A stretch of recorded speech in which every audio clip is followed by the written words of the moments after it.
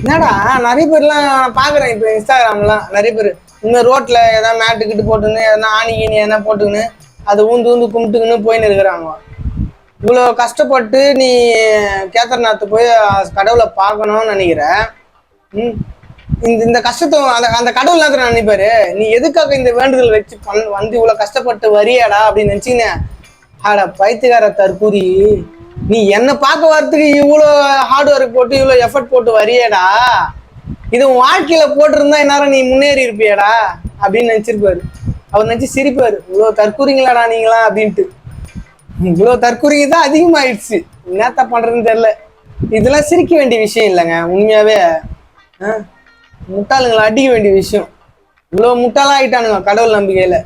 படிச்சவனும் இதை விட ரொம்ப முட்டாளா தான் இருக்கான், படிக்காதான் அதை விட ரொம்ப முட்டாளா என்ன போறான். படிச்சவன் வந்து கடவுள் பேரை வச்சு சம்பாதிக்கலாம் எப்படி அப்படின்னு சொல்லிட்டு அதை பிளான் பண்ணிட்டான். படிக்காதவன் காசை கொண்டு போய் அவன்கிட்ட கொடுக்குறான்.